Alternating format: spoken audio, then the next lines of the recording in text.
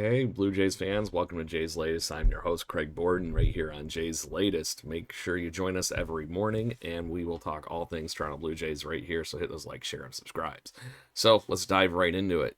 Rough last day in Miami for the Blue Jays, as we had a little bit of a trouble getting that sweep, and it started off looking pretty good after what was a way too long of a game the night before in the 12 inning crazy that was the night before with back and back and back the extra innings.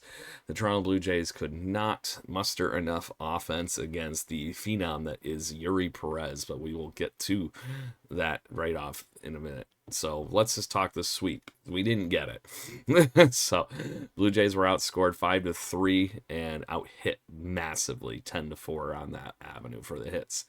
Blue Jays just could not muster enough offense to come up against the Miami Marlins, and it came back to bite us. So let's just talk Gausman first, because that is where everything was going very, very well for a long time. And then, unfortunately, a couple of big innings and some big hits led to some problems for the Blue Jays. So after cruising for the first two innings, Eric Wagman comes up to the dish and takes Kevin Gausman massively deep. Wagman is a very good, young, talented hitter. Hasn't played much in this major league season yet, but he has been playing every day as of the last couple of months. Takes his ninth home run off of Kevin Gausman in the third inning, puts the Miami Marlins up 1-0. And then in the bottom of the fifth, one of my favorite young players to actually watch, Jacob Marcy, is just continuing to do some really incredible things for a youngster. And after all, he ended up having a double and a triple in this, but the triple in the fifth inning ended up scoring 3 runs for the Miami Marlins. And it just was a ball in the gap that kept rolling in the monster cavernous center field that is the Miami Marlins Stadium. And it just kept the guys going around the pillows. So that was after Kevin Gausman had worked his way into some trouble. And it unfortunately came back to bite him with a 3-run triple right here in the fifth, which would put the Miami Marlins up 4-0 at the time. Fast forward just a few innings to the seventh. Ty France and Bo Bichette get on base, one with a walk, one with a hit. And then Dalton Varsho is now at the plate. Dalton Varsho ended up being the monster home run hitter that he has been when he has been healthy.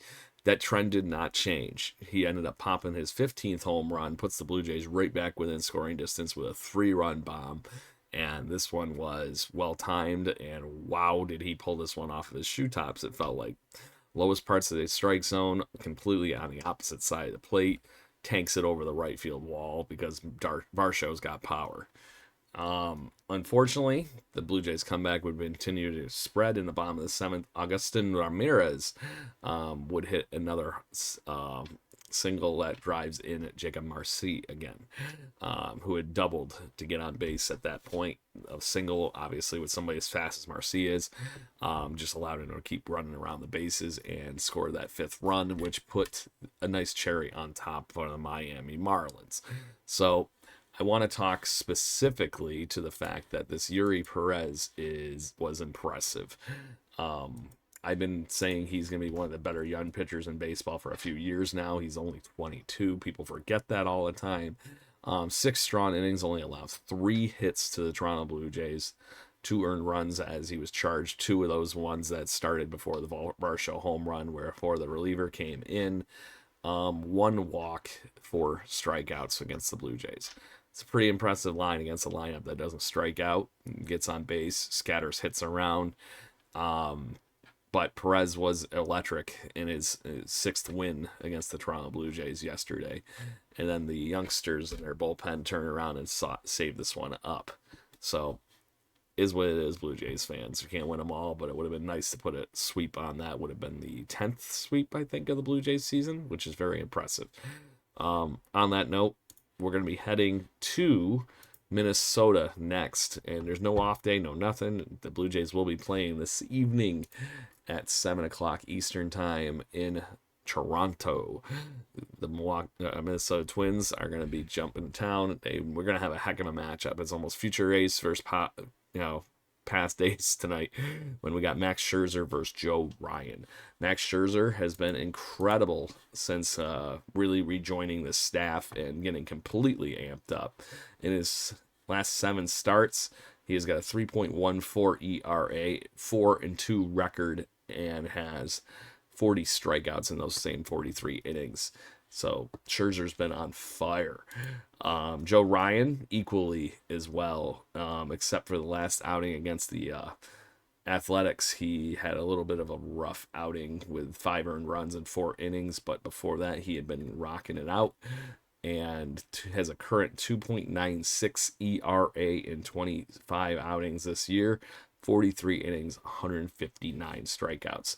There's a reason the Toronto Blue Jays were trying to trade for somebody like Joe Ryan at the trade deadline. The guy's slightly crazy good.